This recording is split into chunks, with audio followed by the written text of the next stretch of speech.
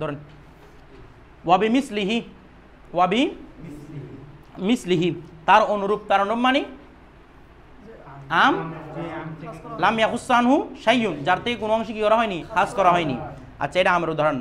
নাকুলু, আমরা বলবো মানে কারা বলবো, যে হানাফিরা, ফি কৌলিহি তাআলা, আল্লাহ তাআলা বাণীর ক্ষেত্রে, ফাকরাউ মা তায়াসসারা মিনাল কুরআন, ফাকরাউ তোমরা পড়ো, মা তায়াসসারা যা সহজ হয়, মিনাল কুরআন কোরআন থেকে যা সহজ হয় তা তোমরা পড়ো। অর্থাৎ এখানে তেলাওয়াত করে মানে কোরআন ওই নামাজের মধ্যে, ইয়ানি ফি সলাত, নামাজের মধ্যে আমরা সূরা মিলাই না, যেটা সহজ সেটা মিলাও, কঠিনটা পড়ার দরকার নাই। বিষয়টা বুঝে গেছে? এখন মা বসে না, আম কোনটা, মা যাই সহজ তাই পড়ো। এখন দেখেন বলা হচ্ছে ফাইন্নাহু আমুন, এখানে শব্দটি আম, কোন শব্দটি আম, মা শব্দটি আম। ফি জমিই মা তায়াসসারা মিন কোরআন, ফি জমি সামগ্রিক বুঝাতে, মা তায়াসসারা মিন কোরআন কোরআন থেকে যা কি হয়, সহজ হয়, কোরআন থেকে যা সহজ হয় তার সামগ্রিকতা বোঝানোর জন্য। আচ্ছা, এখন দেখেন ওয়ামিন দরুরতিহি, এখন আমি আগে দেখেন আমার দিকে দেখান, আগে ইমাম সাহেবের কথাটা বলি, এরপর এই এবারটা পড়তেছি। ইমাম সাহেব রহমতুল্লাহ বলছেন, নামাজের মধ্যে কেউ যদি সূরা ফাতিহা না পড়ে তার নামাজটা হবে না। বিষয়টা বুঝেন নাই? নামাজের মধ্যে যেভাবে সূরা ফরজ, সূরা ফাতিহা পড়াও ফরজ, আর আমাদের মতে সূরা পড়া ফরজ, সূরা ফাতিহা পড়া ওয়াজিব। বিষয়টা বুঝতেছেন? কথা বুঝেন না মনে হয় আপনারা? সূরা ফাতিহা পড়া ওয়াজিব আমাদের মতে, আর কেরাত পড়া ফরজ, আর ইমাম সাহেবের মধ্যে দুটোটা কি ফরজ। কথাটা বোঝা গেছে? দুটোটাই কি ফরজ। ইমাম সাহেব কিসের বদল দিচ্ছে? হাদিসের একটা আছে, লা সলাতা ইল্লা বিফাতিহাতিল কিতাব, লা সলাতা কোনো সালাত নয়, কোনো সালাত নাই, ইল্লা বিফাতিহা, ফাতিহাতুল কিতাব মানে সূরা ফাতিহা, অর্থাৎ কিতাব মানে কিতাবুল্লাহ, আর কি কিতাবুল্লাহ, সূরা ফাতিহা ছাড়া কোনো কি নাই, নামাজ নেই। তো উনি বলতেছে যেহেতু নামাজ হবে না, সেহেতু ফাকরাউ মা তায়াসসারা মানে অন্যান্য কিছু, তবে সূরা ফাতিহা পড়াটা কি ফরজ। হ্যাঁ, সূরা ফাতিহা পড়াটা কি ফরজ। কে বলতেছে? ইমাম শাফি। এবার বলতেছে দেখেন, তো আমরা বলতেছি আল্লাহ বলতেছে ফাকরাউ মা তায়াসসারা মিনাল কুরআন, যা সহজ তাই পাঠ করো। তো মনে হয় কারো কাছে সূরা ফাতিহা সহজ লাগতেছে না? বিষয়টা বুঝেন? কারো কাছে তো সে পড়বে না সেটা। আল্লাহ বলছেন যা সহজ লাগে তাই পড়ো। তো তুমি আবার কে আম থেকে আহাজ করতেছো দে সূরা ফাতিহা বলে? আল্লাহ বলছে সহজ লাগলে এটা পড়ো, তুমি বলছো সূরা ফাতিহা পড়া ওয়াজিব। তাহলে আল্লাহর কথার উপর বিদ্রোহ হয়ে গেল না? হয়ে গেল কিনা? এখানে আমকে হাস করা হয়ে গেছে কিনা? আপনি আবার সূরা ফাতিহা একটাকে হাস করতেছেন, হাস হয়ে গেল না? তাহলে আম এটা এমন একটা আম, খাঁটি আম, অর্থাৎ যেটার মধ্যে কোনো কি নাই, খাস নাই, না যাস নাই রে, খাস নাই। তো আপনি ওইগুলো দিয়ে খবর ওয়াহেদ এটা কি করতে পারবেন না, খাস করতে পারবেন না। এখন দেখেন কি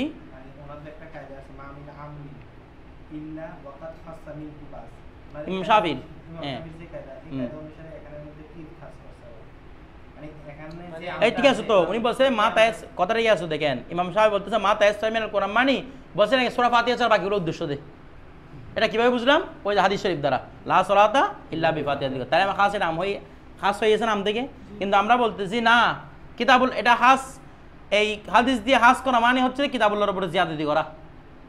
কিতাবুল্লাহ বলতেছে একরকম হুকুম দিচ্ছে, আপনি হুকুমটা আবার উল্টাই দিচ্ছেন, এগুলো জায়েজ নাই। তাহলে আমাদের মতে কি বোঝাচ্ছে, যদি সূরা ফাতিহা কেউ না পড়ে নামাজটা হয়ে যাবে, নামাজটা হয়ে যাবে। কি না বললে? ও বলতেছে আমার কাছে সূরা ফাতিহা কঠিন লাগতেছে, অন্যান্য সূরাগুলো সহজ লাগে, তুমি অন্যান্য সূরা পড়ো, তোমার নামাজটা হয়ে যাবে। মাকরুহ হবে না, কি হবে সেটা পরে আসতেছে। তারপর দেখেন ওয়ামিন দরুরতিহি, তার চাহিদা দেখে, তার চাহিদা দেখে মানে ওয়া আল্লাহ যেহেতু বলছেন যে ফাকরাউ মা তায়াসসারা মিনাল কুরআন, যা সহজ তাই কি করো, পাঠ করো। তাহলে এর চাহিদা হলো আদমু তাওয়াক্কুফিল জাওয়াজি, জায়েজের তাওয়াক্কুফ না হওয়া, মানে জায়েজটা নির্ভরশীল না হওয়া, আলা কিরাতুল ফাতিহাতি, সূরা ফাতিহার উপর। মানে এরকম বলতে পারবেন না আপনি সূরা ফাতিহা না বলে নামাজটাই হবে না, এরকম বলতে পারবেন না। কেন? আল্লাহ কি বলছেন? যেখান থেকে সহজ সেখান থেকে পাঠ করো। তো আপনি যদি বলতেছেন যে না সূরা ফাতিহা না পাঠ না করলে নামাজটা হবে না, তাহলে এটা হয়েছে কথাটা আল্লাহর কথাটার উদ্দেশ্য কি? যে কোনো একটা বলে নামাজটা আদায় হয়ে যাবে। আবার আপনি বলছেন সূরা ফাতিহা না পড়লে নামাজটা হবে না, এটা হবে না কথাটা। তো দেখেন ওয়াজাফিল খবর, খবরের মধ্যে এসেছে দেখেন কি খবর, আন্নাহু ক্বালা, নিশ্চয় রাসূল সাল্লাল্লাহু আলাইহি ওয়াসাল্লাম ইরশাদ করেছেন, লা সলাতা ইল্লা বিফাতিহাতিল কিতাব, লা সলাতা কোনো সালাত নেই, ইল্লা বিফাতিহাতিল কিতাব, সূরা ফাতিহা ছাড়া। আচ্ছা, সূরা ফাতিহা ছাড়া কোনো কিতাব নেই। হ্যাঁ, রাসূল সাল্লাল্লাহু আলাইহি ওয়াসাল্লাম, হ্যাঁ ওইটা ধর, এটা ইয়া নাই তো, এটা হচ্ছে দৃশ্যে ওনা মনে ছিল। এখানে হচ্ছে মূলত হচ্ছে পাঠ করাটা, লিখে দেওয়াটা না। লা সলাতা ইল্লা বিফাতিহাতিল কিতাব, মানে সূরা ফাতিহা ছাড়া কোনো কি নেই, নামাজ নেই। এটা কি দিয়েছেন, কে দলিল দিয়েছেন? দে ইমাম শাফি। এই জন্য বলছেন কি সূরা ফাতিহা কি পড়া ফরজ। এখন দেখেন, এখন আমরা জানি যদি কিতাবুল্লাহর সাথে কে দ্বন্দ্ব লাগাই, খবর দ্বন্দ্ব লাগাই বা হাদিস দ্বন্দ্ব লাগাই, তখন আমরা প্রথমে কি করব? সমন্বয় করার চেষ্টা করব। চেষ্টা করতে না পারলে খবরকে ছেড়ে দিব, কোরআনকে রাখবো। এখন দেখেন আমরা সমন্বয় করতে পারতেছি কিনা। বলছে ফামিল না, আমরা আমল করব বিহিমা, উভয়ের সাথে, আলা ওয়াজহিন, এমন সুরতে, এমন দিক থেকে, লা ইয়াতাগায়্যারু বিহি, যার মাধ্যমে পরিবর্তন হবে না, হুকমুল কিতাব, কিতাব আল্লাহর হুকুম। তো কিরকম? বিআন, এভাবে যে, আন নাহমিলা, আমরা নিব, আল খবরা, খবরকে, আলা নফিল কামাল, অপরিপূর্ণতার অর্থে। কিসের অর্থে? ওয়া, কিরকম? বলা হচ্ছে লা সলাতা ইল্লা বিফাতিহাল কিতাব। এখানে ইমাম শাফি বলতেছে লা সলাতা, এখানে একটা খবর আছে না, ওয়া লা নফি জিনসের খবর অধিকাংশ সময় কি থাকে? মাহজুব থাকে। তাহলে লা সলাতা, উনি বলতেছেন লা সলাতা সহিহুন। কে বলতেছে? ইমাম শাফি। লা সলাতা সহিহুন ইল্লা বিফাতিহাতিল কিতাব। আমরা বলতেছি না, এরকম না, লা সলাতা কামিলুন ইল্লা বিফাতিহাতিল কিতাব। সূরা ফাতিহা ছাড়া নামাজ পরিপূর্ণ হয় না, কিন্তু হয়ে যায়। একটা হচ্ছে হয়ে যাওয়া, আর একটা হচ্ছে পরিপূর্ণ হওয়া। বেশ কম আছে না? মনে করেন আপনি নামাজের মধ্যে সব কিছু খুশু হুদু সহকারে নামাজটা আদায় করছেন, তাহলে আপনার নামাজটা পরিপূর্ণ সহ আদায় করছেন। আর আপনার ভিতরে খুশু হুদু ছিল না, আপনি নামাজ আদায় করছেন, তখন আপনাকে বলে আদায় করছেন, তবে পরিপূর্ণরূপে, বিষয়টা বুঝেন নাই, পরিপূর্ণরূপে আদায় করেন নাই। কথাটা বুঝে গেছে? তাইলে আমি বলতেছে আমরা এখানে হাদিসটাকে কিসের উপর নিব? নফিউল কামাল। তার মানে হাদিসটা মূলত কি ছিল? লা সলাতা কামিলুন ইল্লা বিফাতিহাতিল কিতাব। সালাত পরিপূর্ণ হয় না কি ছাড়া? মানে হয়ে যায়, তবে পরিপূর্ণ হয় না। তো কিরকম বলা হচ্ছে দেখেন, সুতরাং হাত্তা, যাতে, ইয়াকুনু মুতলাকুল কেরাতি, সাধারণ যেটা আমরা কেরাত পড়ি সূরা ফাতিহা পড়ে, সেটাকে বলা হয় মুতলাক কেরাত। যাতে মুতলাক কেরাত হয়ে যায় ফরদান, ফরজ, বিহুকমিল কিতাব, কিতাবুল্লাহর হুকুম দিয়ে। বললাম যে মুতলাক কেরাতটা কি? ফরজ। বলা হচ্ছে ওয়া কিরাতুল ফাতিহাতি ওয়াজিবাতুন, আর সূরা ফাতিহা পড়াটা হচ্ছে ওয়াজিব বিহুকমিল খবর। তাহলে এখন সমন্বয় হয়ে গেছে না? এই ওয়াজিব ছাড়া কি নামাজ হয় না? হয়, তবে নামাজটা পরিপূর্ণ হয় না। নামাজটা ওয়াজিবুল ইয়াদা, পরিপূর্ণ আবার ইয়াদা করতে হবে। কিন্তু নামাজ প্রথম পার্সেন্টটা হয়ে গেছে, বিষয় বোঝার নাই, আবার কি করতে হয়? ইয়াদা করতে হয়। এটা ওয়াজিব তরক হওয়ার কারণে। নামাজ হয় না এটা না, নামাজ হয়ে গেছে, কিন্তু কি তরক করছে? ওয়াজিব তরক করছে। আমরা জানি ওয়াজিব তরক করলে কি নামাজ অশুদ্ধ হয় না। তো এখন বিষয়টা বুঝেন, আমরা বলতেছি কিতাবুল্লাহকে রাখবো আমরা ফরজের মন জ্বালাই, হাদিসকে রাখবো ওয়াজিবের মন জ্বালাই। তাহলে কি কিতাবুল্লাহর উপর বৃদ্ধি হয়ে গেল? বিষয়টা বুঝে, কিতাবুল্লাহর বৃদ্ধি হইল। কিতাবুল্লাহ কোথায় আছে? ফরজের উপর আছে, আর সুন্নাত রাসূলকে ওয়াজিবের মধ্যে আছে। এখন বিষয়টা বুঝেন, এখানে আমরা বলছি কিতাবুল্লাহর বিরুদ্ধে কে আসতে পারে না? খবর ওয়াহেদ আসতে পারে না। এখানে ইমাম সাহেব একটা আপত্তি করতেছে, বলছে এটা খবর ওয়াহেদ, এটা খবর মশহুর। কি রে? খবরে মশহুর। আর আমরা বলছিলাম কি খবরে ওয়াহেদ, খবর ওয়াহেদ দ্বারা, কিয়াস দ্বারা কিতাবুল্লাহর উপর কি করা যায় না? বৃদ্ধি করা যায় না, কিতাবুল্লাহর হুকুম পরিবর্তন করা যায় না, কিন্তু খবরে মশহুর দ্বারা করা যায়। এটা আমরা বলছিলাম না? তো এখন বলতেছে আপনারা এটা দিয়ে খবরে মশহুর দিয়ে করতেছেন না কেন? পরিবর্তন করেন, আমাদের মতো বলেন। তো আমরা বলতেছি এখানে করণীয় কারণ আছে। হানাফিদের একটা কল আছে, বলতেছে খবরে মশহুর দিয়ে কিতাবুল্লাহর হুকুমকে পরিবর্তন করব, সেটা কোনো সাধারণ খবরে মশহুর না, এমন খবরে মশহুর যেটার মধ্যে কোনো সন্দেহ নাই। এই খবরের মশহুর মধ্যে সন্দেহ আছে। বলে কি সন্দেহ? আপনারা বলতেছেন না লা সলাতা সহিহুন, আমরা বলতেছি লা সলাতা কামিলুন। সন্দেহ ঢুকছে কিনা? এবার বুঝেন নাই? সন্দেহ ঢুকছে না? এমন খবরে মশহুর দ্বারা কিতাবুল্লাহকে তবদিল করা যাবে যে খবরে মশহুরের মধ্যে কারো সন্দেহ নাই, কিন্তু এখানে তো খবর নিয়ে সন্দেহ আছে। খবর নিয়ে কি আছে? সন্দেহ আছে। সুতরাং যদি সন্দেহ ঢুকে তখন আমল পরিত্যাজ্য হয়ে যাবে, এ খবরে মশহুরের উপর আমল করা যাবে না। কথাটা বুঝে গেছে? মানে আপনারা বলতেছেন সহি, আমরা বলতেছি খবরটা আছে কামেল, তাহলে সন্দেহ ঢুকে গেল না? এটা দ্বারা কিতাবুল্লাহর হুকুমে কি করা যাবে না? পরিবর্তন করা যাবে না। কিতাবুল্লাহটা হচ্ছে ইয়াকিনি। কিতাবুল্লাহটা কি? ফাকরু মা তায়াসসারা মিনাল কুরআন, যেখানে ইচ্ছে যেটা ইচ্ছে সেটা পড়েন, এটা ইয়াকিন ভাবে বোঝাচ্ছে না? আর খবরটা হচ্ছে জন্নি। তাহলে আমরা জানি জন্নি মানে শক, সন্দেহ। আল ইয়াকিনু লা ইয়াজিলু বিশক্কি, ইয়াকিন শকের মাধ্যমে কি হয় না, দুর্বৃত হয় না। বিষয়টা বুঝে গেছে? আচ্ছা, তারপর দেখেন এখানে একজনের সহিহ ধরলো আর একজন কামিল, এটা কোন হিসেবে ধরছে? এগুলো অর্থ দেখেন না। লা সলাতা সহিহুন, এটা কোরআনের বিরুদ্ধে আসতেছে না, তার মানে সহি কিভাবে বলবো? কোরআনটা আমল করলে সহি হয়ে গেছে নামাজটা। তো হাদিস রাসূলকে কোথায় নিব? ওয়াজিবের স্থানে। তো ওয়াজিব তরক করলে কি নামাজ সহি হয় না? হয়, তবে কি হয় না, পরিপূর্ণ হয় না। কথাটা বুঝে গেছে? মুফাসসিরে কেন এবারে কেউ কামিলুন নিছে, কেউ সহিহুন নিছে, এক একজন এক একটা অর্থ নিছেন, এখান থেকে ওরা এগুলো তুলে আনছেন। কথাটা বুঝে গেছে? আচ্ছা আচ্ছা, দেখেন এখন প্রশ্ন আসতেছে, কেউ যদি সহজ মনে করে শুধু সূরা ফাতিহা পড়ছে, এখান থেকে আমরা মাসালাগুলো বের করব।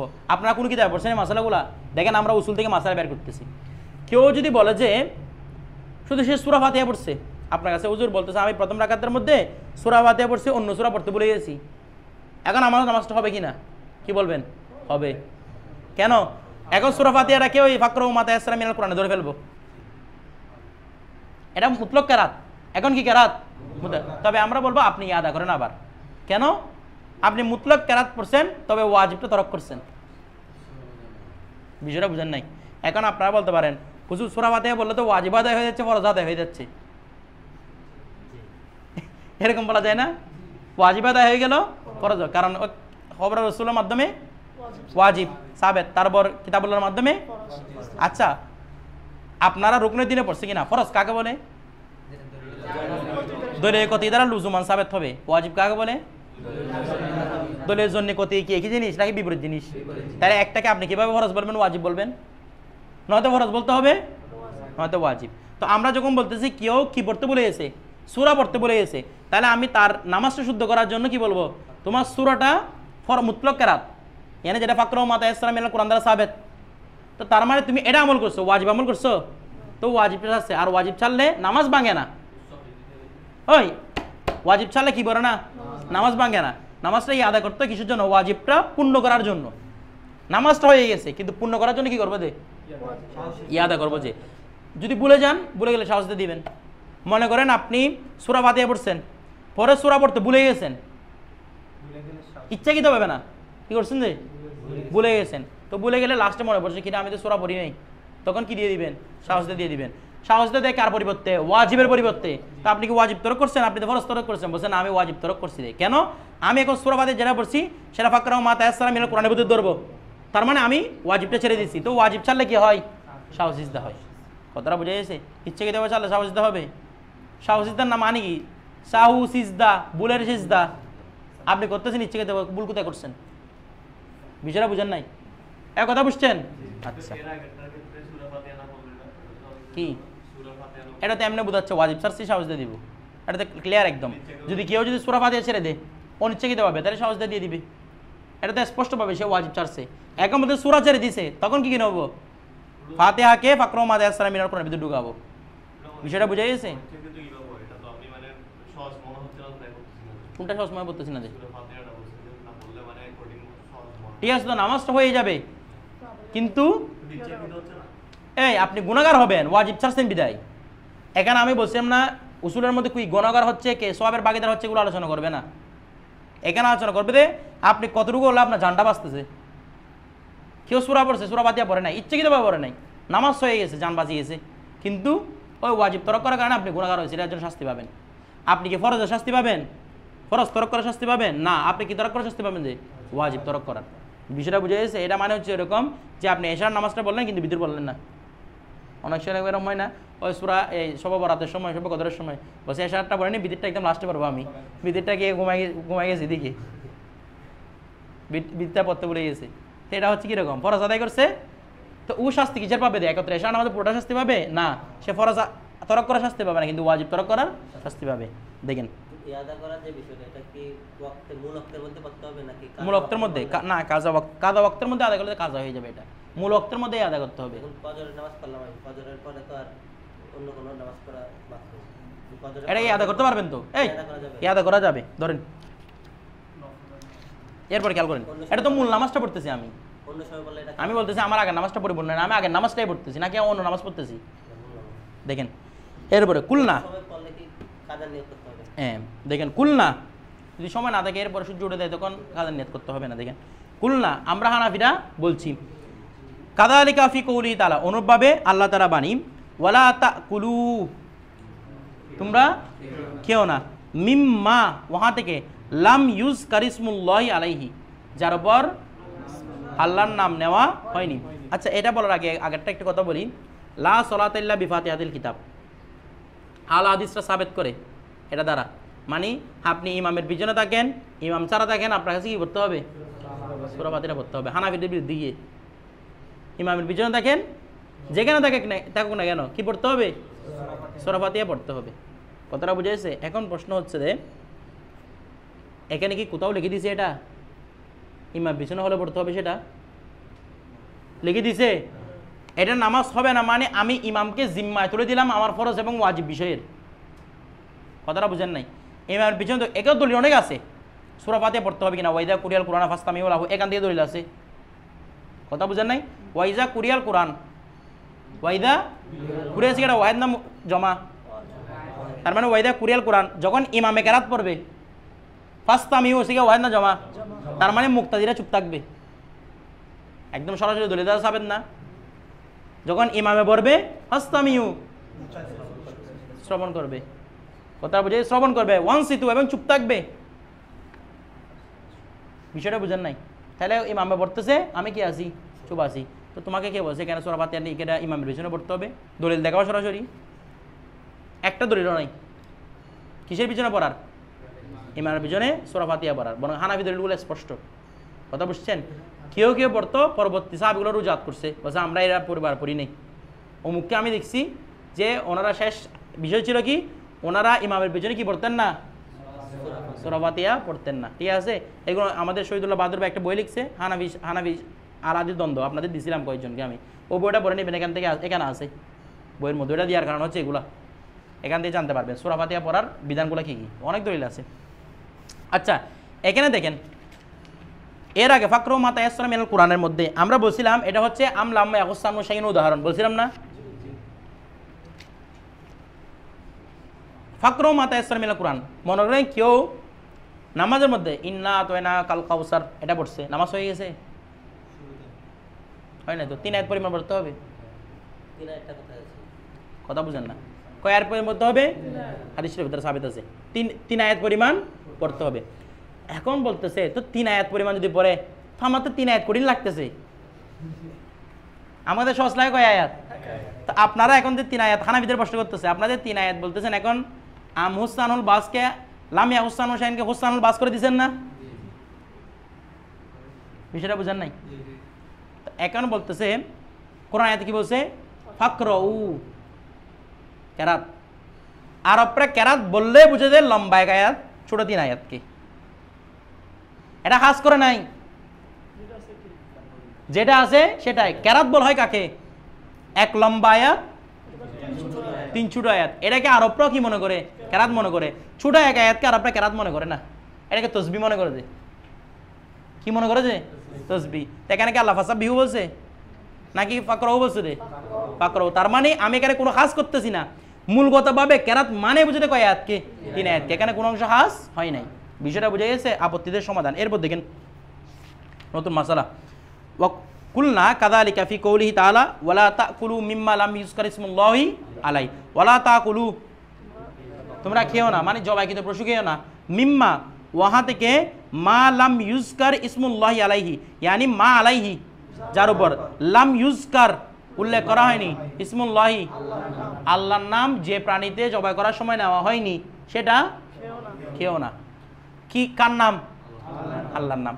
মনে করেন ওইটার নামে ভগবান একটা নামে জবাই করে দিয়েছে কথা বুঝেন নাই লাত মানাত উজ্জা এগুলোর নামে জবাই করছে এগুলো তোমরা খেও না অথবা যে আল্লাহর নাম নেয় না ইচ্ছাকৃতভাবে কথা মানে আমি দিব না আল্লাহর নাম এমনি জবাই করে দিব যে ওই প্রাণীটাও তোমরা খেও না। কথাটা বুঝে গেছে? এখন দেখেন ইন্নাহু ইউজিবু হুরমাতা মতরুকি তসমিয়াতি আমাদান আগে প্রথমে আমি মাযহাবগুলো বর্ণনা করি এখানে 3 জনের মাযহাব কয়জন মাযহাব? প্রথম নাম্বার ইমাম শাফি। ইমাম শাফি বলতেছে কেউ যদি ইচ্ছাকৃতভাবে বিসমিল্লাহ ছেড়ে দেয় কোনো মুসলমান ইচ্ছাকৃতভাবে বিসমিল্লাহ ছেড়ে দেয় অথবা অনিচ্ছাকৃতভাবে বিসমিল্লাহ ছেড়ে দেয় ইচ্ছায় অনিচ্ছায় যেটা করুক না কেন প্রাণীটা খাওয়া হালাল কে বলতেছে? ইমাম শাফি। ইমাম মালিক বলতেছে ইচ্ছাকৃতভাবে চারুক অনিচ্ছায় চারুক সর্বাবস্থায় প্রায় এটা হারাম। বিষয়টা বুঝেন নাই? ইমাম শাফি বলতেছে কেউ যদি ইচ্ছাকৃতভাবে বিসমিল্লাহ বলা ছেড়ে দেয়, কোনো মুসলমান খাবেন না, মুসলমান ইচ্ছাকৃতভাবে বিসমিল্লাহ ছেড়ে দিয়েছে অথবা অনিচ্ছায় বিসমিল্লাহ ছেড়ে দিয়েছে, সর্বাবস্থায় এটা খাওয়া হালাল।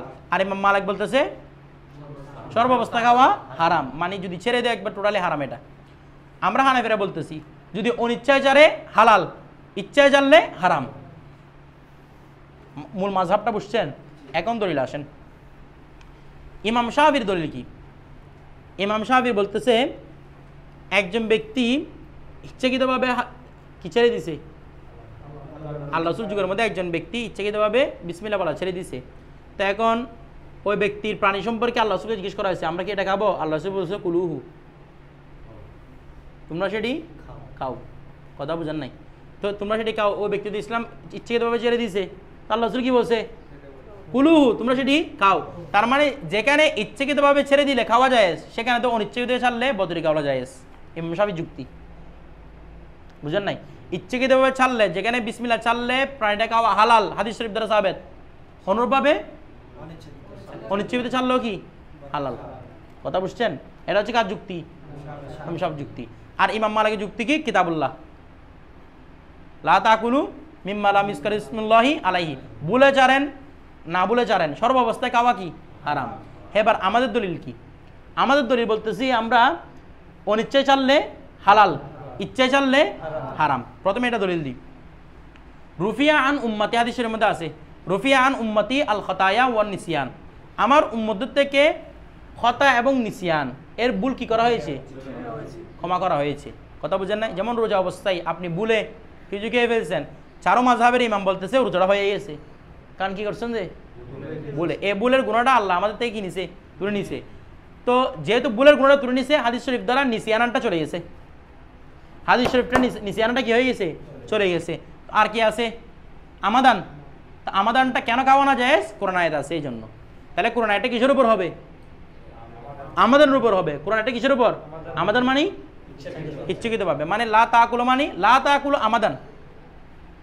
এই দেখেন, লা তাকুলু মিম্মা লাম ইযকার ইসমুল্লাহি আলাইহি আমাদান, অর্থাৎ তোমরা খেও না যার উপর ইচ্ছাকৃতভাবে আল্লাহর নাম উচ্চারণ করা হয়নি। কথাটা বুঝে গেছে? তাহলে আমরা আমাদানটা কিতাবুল্লাহর মাধ্যমে সাবিত করতেছি, আর যে ভুলের ক্ষেত্রে মাফ হয়ে গেছে সেটা কোথা থেকে সাবিত করছি? এবার শাফির উত্তরে আসেন। কার উত্তরে? মানে এটা আমরা হাদিস শরীফ দ্বারা সাবিত করছি, যেহেতু হাদিস শরীফ দ্বারা নিসিয়ানটা চলে গেছে, তো এখানে আছে কোনটা? আমাদান।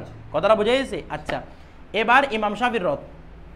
ইমাম শাফি বলছে কি হাদিস শরীফের মধ্যে একজন ব্যক্তি ইচ্ছাকৃতভাবে বিসমিল্লাহ ছেড়ে দিয়েছে, আল্লাহ রাসূল জিজ্ঞেস করছে। এখানে দুইটা উত্তর হতে পারে হাদিস শরীফের। প্রথম নম্বর উত্তর, এটা ওই ব্যক্তির সাথে হাস।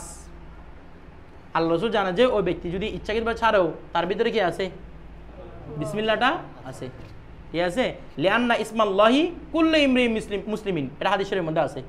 লিআন্না ইসমাল্লাহি মানে ওই ব্যক্তির জবাইকৃত প্রাণীটা কায়দা কেন বলছে? লিআন্না ইসমাল্লাহি, কেননা আল্লাহর নামটা ফি কলবি কুল্লি ইমরিইন মুসলিমিন, প্রত্যেক মুসলমানের অন্তরের মধ্যে আল্লাহর নাম আছে। এই জন্য যদি ইচ্ছাকৃতভাবে ছেড়েও দেয় কি করতে পারবে? খাইতে পারবে। তো আমরা উত্তর দিচ্ছি সে হাদিসের, এই হাদিসটা ওই ব্যক্তির সাথে খাস।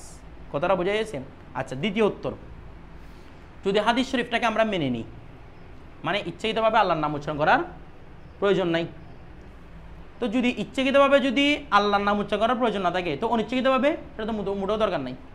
তার মানে ইচ্ছায় অনিচ্ছায় কোনোভাবে আল্লাহর নাম উচ্চারণ করার দরকার নাই, তো আল্লাহর নামটা থাকবে, আল্লাহর নাম থাকবে, তো কিতাবুল্লাহ কোথায় নেবেন? আল্লাহর নামও থাকলো না। হাদিস শরীফ দ্বারা ইচ্ছাকৃতভাবেও আল্লাহর নাম তরক করা যায়ছে, তার মানে অনিচ্ছাকৃতভাবে বদ্রিকা আল্লাহ জায়েজ। হাদিস কোরআনটা কোথায় নেবেন? এবার বলেন না, কোরআন কোথায় নেবেন? কোরআন লা তাকুলু বলছে, সুতরাং কোরআনটা কি হয়ে গেছে? তরক হয়ে গেছে। আমরা জানি কিতাবুল্লাহকে আমল করতে গিয়ে কোরআনের উপর আমল করতে পারবো, হাদিস শরীফের উপর আমল করতে গিয়ে কিতাবুল্লাহর উপর আমল করতে পারবো না। কথাটা বুঝে গেছে? সুতরাং আমরা দেখেন হানাফিরা এমনভাবে আমল করছি, হাদিস রাসূলের উপর আমল হয়েছে, কিতাবুল্লাহর উপর আমল হয়েছে। কথাটা বুঝে গেছে? আচ্ছা, এবার দেখেন,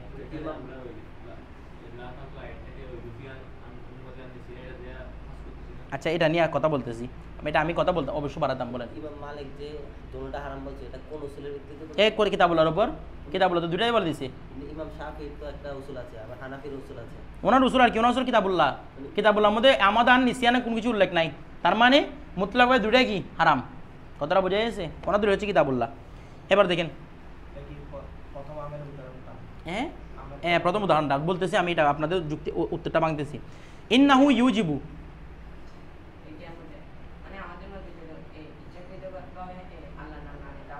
এটা হারাম, শাফির মতে হালাল, সর্বাবস্থায় হালাল শাফির মতে। ইন্নাহু ইউজিবু হুরমাতা মতরুকি তাসমিয়াতি, বলা হচ্ছে ইন্নাহু নিশ্চয়, ইউজিবু আবশ্যক, হুরমাতা মতরুকি তাসমিয়াতি আমিদান ইচ্ছাকৃতভাবে তসমিয়া ছেড়ে দেওয়ার হারাম হওয়াকে আবশ্যক করে। কথা বুঝে না, এই আয়াত কিসের আবশ্যক করে? ইচ্ছাকৃতভাবে তসমিয়া ছেড়ে দেওয়াকে আবশ্যক করে। আচ্ছা, ওয়াজাফিল খবর, খবরের মধ্যে এসেছে আন্নাহু আলাইহিস সালাম, নিশ্চয় নবী সাল্লাল্লাহু আলাইহি ওয়াসাল্লাম সুইলা, প্রশ্ন করা হয়েছে, আন মতরুকি তসমিয়াতি আমিদান ইচ্ছাকৃতভাবে তসমিয়া ছেড়ে দেওয়ার ব্যাপারে প্রশ্ন করা হয়েছে। ফাকালা, রাসূল ইরশাদ করেছেন, কুলুহু, তোমরা সেটা খাও। ফা ইন্না তাসমিয়াতাল্লাহি তাআলা ফি কলবি কুল্লি ইমরি মুসলিমিন, কারণ আল্লাহর নাম প্রত্যেক মুসলমানের অন্তর মধ্যে কি রয়েছে? রয়েছে। এখন দেখেন, তো যদি হাদিস রাসূল আমল করতে যায়, তাহলে আল্লাহর নামটা জায়ের হয়ে যাবে না? তার মানে কিতাবুল্লাহর উপর টোটাল আমল নাই। তো এই জন্য বলতেছে কি, ফালা ইউমকিনু তাওফীকু বাইনাহুমা, এখন কিতাবুল্লাহ এবং হাদিসের রাসূলের মধ্যে সামঞ্জস্য করা কি নয়? সম্ভব নয়। লিআন্নাহু, কেননা লাউ সাবাতাল হিল্লু বিতরকিহা আমিদান, যদি আমরা লাউ সাবাতা সাবেত করি, আল হিল্লু হালাল হওয়া, বিতরকিহা বিতর্কিত তসমিয়া, তসমিয়া তরক করাটাকে হালাল হওয়া আবশ্যক করি, আমিদান ইচ্ছাকৃতভাবে, লা সাবাতা তখন অবশ্যই সাবেত হয়ে যাবে আল হিল্লু হালাল হওয়া, বিতর্কিহা নাসিয়ান বলে অনিচ্ছাকৃতভাবে। যদি ইচ্ছাকৃতভাবে আল্লাহর নাম বিসমিল্লাহ ছেড়ে দেওয়া জায়েজ থাকে, তাহলে অনিচ্ছাকৃতভাবে তো বদরিকা আলো জায়েজ হবে। কথা বোঝা গেছে? এখন দেখেন, ফাহিনা ইনজিন, তখন কি হবে? যদি আমরা এটা মেনে দিই, ইয়ার তাফিউ হুকুমুল কিতাব, কিতাবুল্লাহর হুকুমটা রফা হয়ে যাবে, রফা হয়ে যাবে মানে উঠে যাবে, তো কিতাবুল্লাহকে কোথায় নেবেন? ঠিক আছে, সুতরাং আমরা কি করবো? ফায়ুত্রকুল খবর, আমরা খবরকে ছেড়ে দেওয়া হবে, খবরকে ছেড়ে দেওয়া হবে, আমরা খবরকে ছেড়ে দিব, যদি কিতাবুল্লাহর হুকুমই থাকবে না। কথাটা বোঝা গেছে? এখন প্রশ্ন, এটা তো আম লাম ইয়াহুসানু শাইন উদাহরণ, তাই না? তো এখন আমরা বলতেছি মিম্মা লাম ইউজ করিসমুল্লাহি আলাইহি আমাদান, কথা একটা বাড়াচ্ছি না? হ্যাঁ, কথা একটা বাড়াচ্ছি না? তো এটা করতে বাড়াচ্ছি, এটা তো তার মানে তো আমাদান বলে নিসিয়ান থেকে হাজ করে ফেলছি। বিষয়টা বোঝার না মনে হয়? দেখেন, এখানে কোরআন আয়াতটা নাযিল হয়েছে কাদের উপর ভিত্তি করে? আরববাসীদের উপর ভিত্তি করে। কথা বোঝেন নাই? আরববাসীরা এটা বললে বুঝে দেয় কোনটাকে? আমাদানটা। যেমন বিষয়টা বুঝেন, শিক্ষক আপনাকে বলছে কালকে যদি পড়া শিখে না আসো, তোমাকে 10 বাড়ি দিব, তাইলে এমনি আয়াতটা বোঝাচ্ছে দেখি আপনি ইচ্ছাকৃতভাবে ছাড়েন, পড়া শিখে না আসেন, বা অনিচ্ছাকৃতভাবে পড়া শিখে না আসেন, আপনাকে কয় বাড়ি দেওয়া হবে? 10 বাড়ি। কিন্তু বাস্তবে কি আমরা এটা বুঝি? আপনি তারপরে যদি মেডিকেল পরে আসেন, আপনাকে কে 10 বাড়ি দিবে? বিষয়টা বুঝেন নাই? এখানে তারা টিচারের উদ্দেশ্য কি? সুস্থ থেকে ইচ্ছাকৃতভাবে তুমি কি চাললে? পড়াটা চাললে তোমাকে কয় বাড়ি দেওয়া হবে? তো আল্লাহর কালামটাও আরবদের উপর রীতি করে কি করা হয়েছে? নাজিল করা হয়েছে মানুষদের উপর, মানুষরা যেরকম করে করে। অর্থাৎ এটা উদ্দেশ্য কি? আমদান। আয়াত থেকে আমদানটা উদ্দেশ্য। আমরা হাদিস শরীফ দ্বারা হাজ করতেছি না, ও ফাকরাও মতো আমরা হাদিস শরীফ দ্বারা কি করতেছি না? হাজ করতেছি না, বরং আয়াতুল্লাহ দ্বারাই কি উদ্দেশ্য? আমাদের উদ্দেশ্য। কারণ ওই যে বললাম আমরা সব সময়, ঠিক আছে, তুমি যদি এটা না করো তোমাকে আমি এরকম করবো, না করো মানে কি করো? ইচ্ছাকৃতভাবে না করো। কথাটা বুঝে গেছে? অনিচ্ছায় আমরা এটাগুলোকে গ্রহণ করি না, নিও না, এগুলো বলিও না কেউ অনিচ্ছাগুলোকে। কেউ এরকম বলে যে ইচ্ছাকৃতভাবে এরকম বলে যে তুমি যদি কালকে ইচ্ছাকৃতভাবে পড়া না শিখো, এরকম বলে কেউ নাকি? বলে পড়া না শিখো, তার মানে এখানে উদ্দেশ্য হয় ইচ্ছাকৃতভাবে পড়া না শিখলে। বিষয়টা বুঝছেন? আচ্ছা,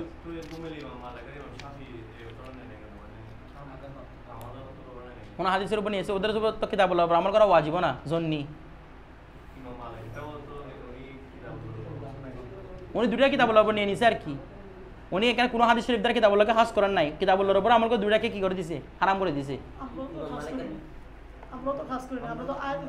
না, সেটা না তো। উনি, আমরা আয়াতে বলতেছি তো, কিন্তু উনি বলতেছেন যে নিসিয়ান যেটা আছে, যেমন আপনাকে যদি আমি বলি যে মানে এই তুমি যদি কালকে পড়া শিখে না আসো, তাহলে তোমার জন্য 10 বাড়ি।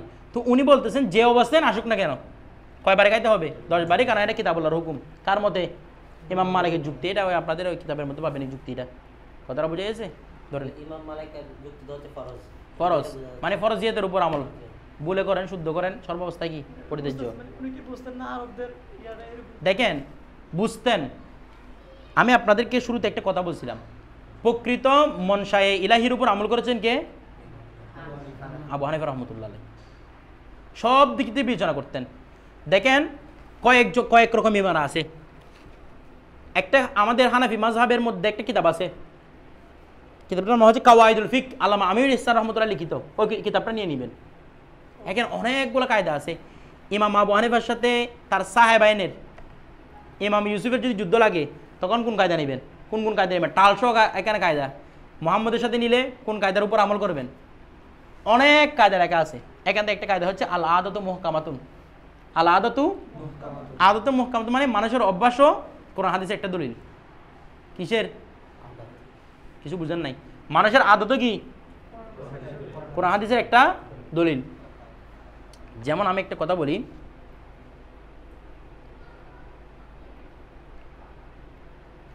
মনে করেন মানুষ বিয়ে শাদী করার সময় আনন্দ করে না, করে কি না? কিছু বলতেছেন, আনন্দ করে না? এটা করো ওইটা করো, উপহার দে, এটা দে ওইটা দে। এগুলোকে কোরআন হাদিসের মাধ্যমে সাবেত আছে। বিয়ের গেট করা, স্টেজ করা সাবেত আছে, কিন্তু এ পর্যন্ত কেউ হারাম ফতোয়া দিছে? কারণ এগুলো মানুষের কি অভ্যাস, আদত। আপনি হাঁটতেছেন, হাত কোথায় কোথায় বেশি দোলাই দোলাই, আর কেউ হাত নাড়তেছে না, তো তাকে কি কেউ হারাম ফতোয়া দিছে? কারণ মানুষের এগুলো কি আদত। আল আদতু মুহকামাতুন। আপনি খাবেন বলছেন, আচ্ছা খেতে হবে, মুখের ভিতর ঢুকা খাইতে হবে, কোথাও বলছে? এটা আবার বলতে হবে। কারণ কি মানুষের অভ্যাস কোন দিকে? বলে আমি নাকের ভিতরে 5 ঢুকাই দিয়ে খাবো। হ্যাঁ, মানুষ এগুলো খাই কোন দিয়ে খাই? মুখ দিয়ে, নাক দিয়ে ঢুকায় না, এ দিয়ে খাই। বলে আমি এগুলো খাবো দে, এগুলো দিয়ে মানুষ খাই। তো আদত বিষয়টা বুঝেন, আদত কি হয়? মুহকামা, শরীয়তের দলিল হয়। মানুষের কি রে? আদত শরীয়তের দলিল হবে। গোড়ায় সোয়ারের কথা হাদিস শরীফের মধ্যে আছে, কিরকম করে পাটাকে এদিক দিয়ে দিয়ে আবার সোয়ারে হতে হবে, এরকম আছে? আপনি কি পা দিয়ে হবে নাকি আপনাকে উপর কেরান থেকে এদিকে বসাই দিবে ঘোড়ার উপর? কোনো কিছু লেখা আছে? মানুষের অভ্যাসের জন্য কোনো কোরআন হাদিস নাই। তো বলছে আল আদতু মুহকামাতুন, তাইলে মানুষের আদত হচ্ছে বলার সময় কি না বলা, নিসিয়ানার কথাটাকে উল্লেখ না করা। তো ইমাম মালিক এই আল্লাহ মুহকামাতুন কায়দাটাকে মানে না। কথা বুঝা নেই? মানে কোরআনে যেরকম আছে সেরকম আমল করবে, যে আদত মুহকামাতুন কায়দাটাকে মানে না। বিষয়টা বুঝা গেছে? তাহলে তো আহলে কোরআনের মতো হয়ে যাচ্ছে। হ্যাঁ, আহলে কোরআন না, কি আহলে কোরআন? মানে যারা আহলে কোরআন তারা তো ওরা তো আহলে হাদিস মানে না, জানা উনি হাদিস মানে। আহলে কোরআন একটাই আছে যে তারা বলে যে কোরআনের বাইরে আমরা কিছু মানবো না। উনি কি কোরআন বাইরে কাকা মানতেছে না নাকি?